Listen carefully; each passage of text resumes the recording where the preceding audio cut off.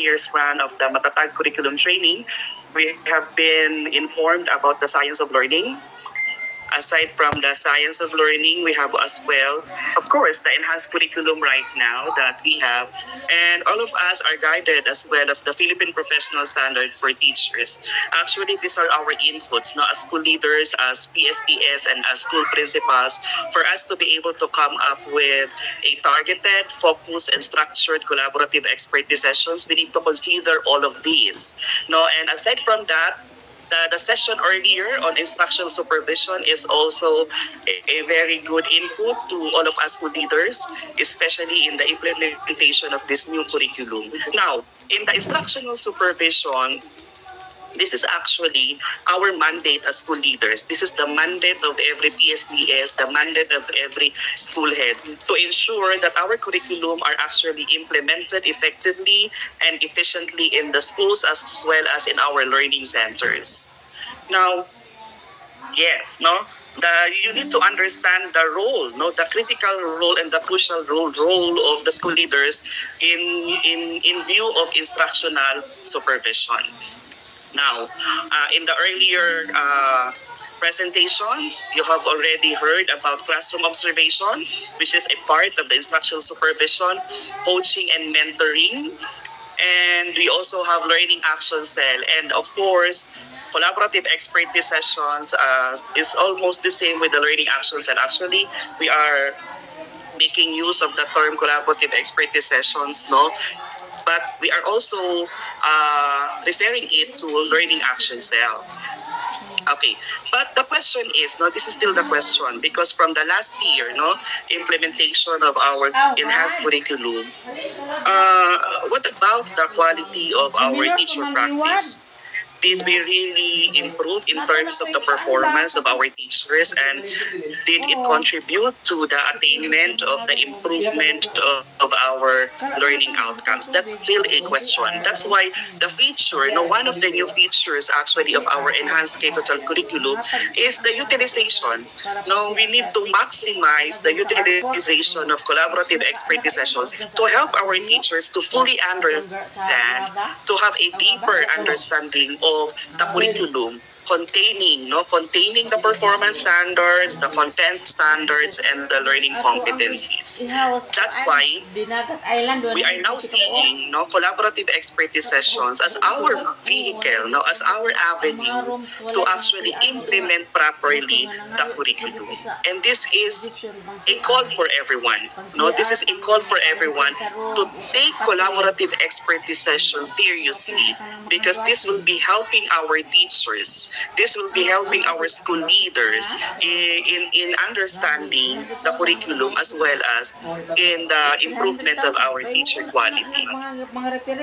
Now, looking back, dun sa sharing po earlier about the professional development, the mechanisms on how we can ensure that the PD is actually addressing the needs as well as the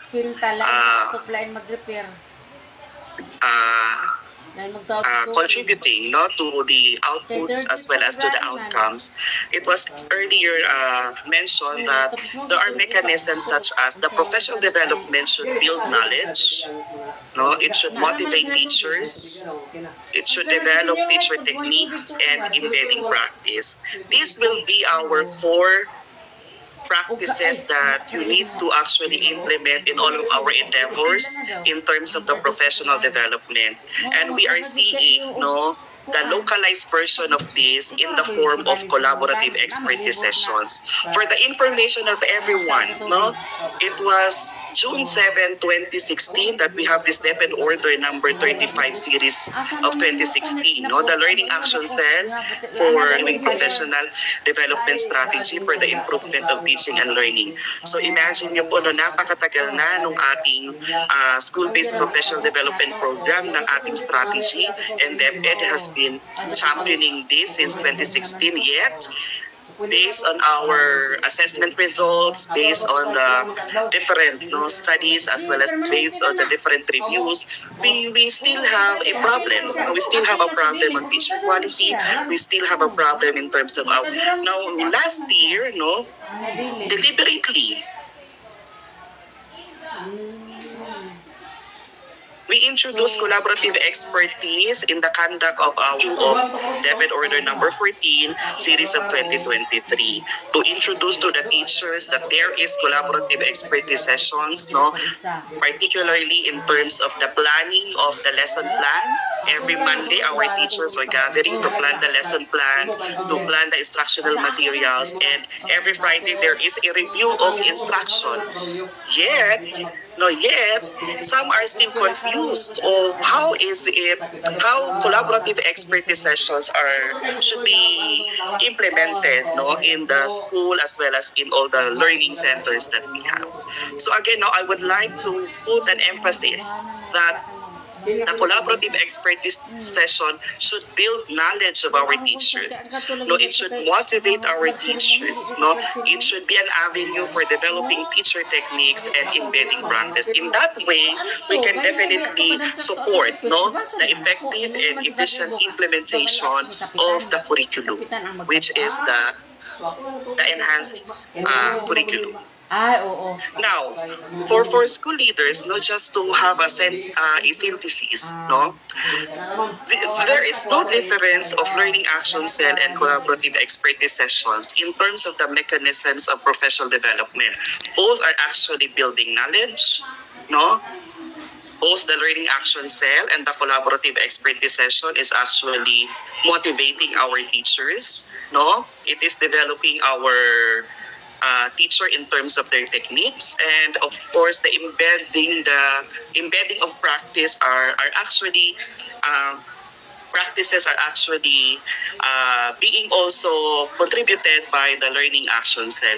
However, there are some instances, no, there are some reports that the learning action cells are not carried out or not implemented, no, properly in the field. So for example, no, the learning action cell is an avenue for offering financial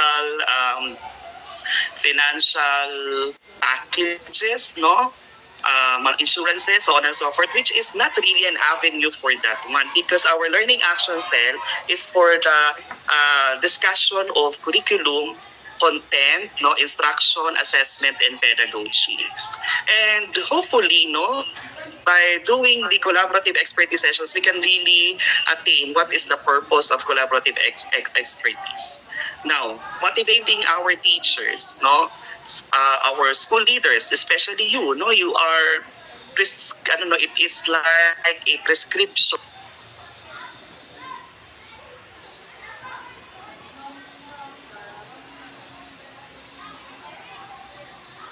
for all of our teachers to attend learnings, telling them, no, additional information or giving them additional tasks. So they are afraid, so they are not motivated. So we are looking at, no, collaborative expertise sessions as one way of motivating our teachers, because it is only a small group of teachers that will be discussing on curriculum, on content, on pedagogy, and helping one another to actually realize the learning competencies for the week, no, the instructional materials that they will be using in a week, as well as the assessment practices and the assessment methodologies that they can actually employ in their classes. So that's how collaborative expertise.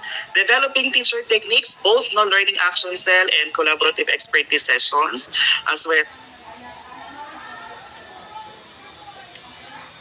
as yung atin pong embedded practice. Now, both we are looking again this modality development, and again I would like to emphasize that these two are actually a collaboration of teachers across career stages. No, so there is no monopoly of knowledge here, because everyone is honoring the greatness of the teacher in the collaborative expertise sessions, and everyone is doing his or her part, no, in making a plan for a week and in doing the review of instruction. Now, say for example, no, our goal in the collaborative expertise session is to develop the teacher techniques, no. Now, so of course, employing, no, our school-based professional development in the form of collaborative expertise session, as school leaders, you need to always understand and you need to always answer the following question, no. One, how many sessions? Baka naman kasi, no, paulit-ulit na po tayong nagko-collaborative expertise sessions. paulit-ulit na tayo nagle-learning action cell, yet our teachers noon, feeling nila pagod na sila, paulit-ulit yung mga topics, parang nire-recycle na lang natin yung mga topics natin from the previous school year. Then comes the next school year, there is a memo from the division office asking us to conduct collaborative expertise sessions, and the same topics now over and over again are being discussed. So there's really a problem. So as a school leader, you need to identify how many sessions ang collaborative expertise sessions, no? In a school year, in a quarter, or in a month, to address a particular problem among the teachers in terms of the practices of our teachers, no? Until when?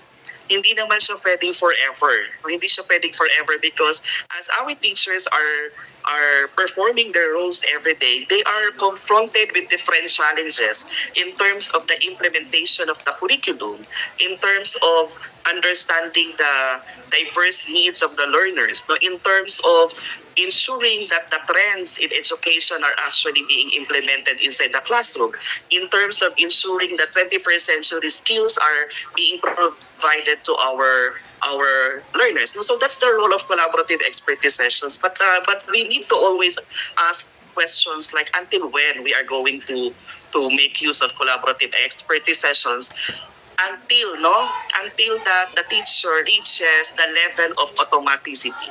No, that's the goal. No, that's the goal. That based on study, that collaborative expertise sessions are being conducted, no, to reduce variability in teaching profession, in teaching practices. That in one classroom and in another classroom, there are similar practices that are being incorporated by the teachers or that are being employed by the teachers. No, so until we reach that level of automaticity, then we need to plan that carefully. No, PSDS and school heads, no? When do we stop? This is still a significant question. Kailan po tayo titigil? No? Hanggang sa ma-affirm lang natin or ma-accommodate lang natin yung request na until the end of the school year, there is a conduct of collaborative expertise sessions. Again, this is a professional development program that is data-driven, no, as well as it should be based on the needs of our teachers. And the previous discussions discussed to us already what are the sources of the needs of the teachers and the profile of our teachers. Now, are we doing properly? No, that's the next question. Do we target the needs? No, yun po yung ating mga kailangang sagutin. So, the big question, what's next? No, what's next? If we are able to identify the frequency, the duration of collaborative expertise sessions, we are able to help the teachers to reach that level of automaticity. What's next? No, what's next? And looking at the framework, no, of your professional development program that you are currently attending, we are now actually entering the consolidation part. No, you need to consolidate. No. Our dear school leaders, no, as part of your instructional supervision plan, and it was mentioned earlier, you need to create, no, a professional development plan using collaborative expertise sessions to improve curriculum implementation. This is not a new template. This is not an added template, or this is not an added plan, but this is actually incorporated in your instructional supervision plan. The mother plan is the instructional supervision plan, and inside of that, you have there already your coaching and mentoring plan. No, you have there your professional development plan in the form of collaborative expertise sessions. Let it be cleared for everyone, no, that this is not an additional plan, but this is actually part of our mandate, no, to provide instructional supervision. And we can make use of this, no, to ensure that our curriculum is actually implemented in schools and in learning centers. Now, we thank, no, the RITQ for providing us a template of integrating collaborative expertise sessions as a form of professional development. So for school leaders that are actually joining us, you can refer to this template, no, to prepare your action plan, to prepare your professional development plan.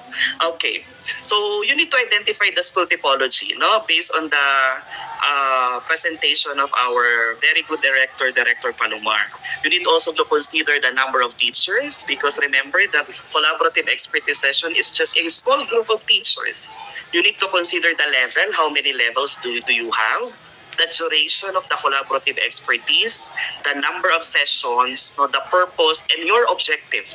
No, and your objective. So kanina po no, nabanggit ko na until the teacher reaches the level of automaticity, that's our goal.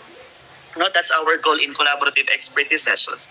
We are helping our teachers to reach that particular level of automaticity, that they are already matured enough inside the classroom. They are independent in terms of employing different strategies in the classroom. They are independent in terms of ensuring that 21st century skills are actually embedded in their lesson plan, and ensuring that instruction is really more of learning outcomes, no? More of learning outcomes, and of course contributing to our performances in international large-scale assessments, be it national or the local assessments that we have.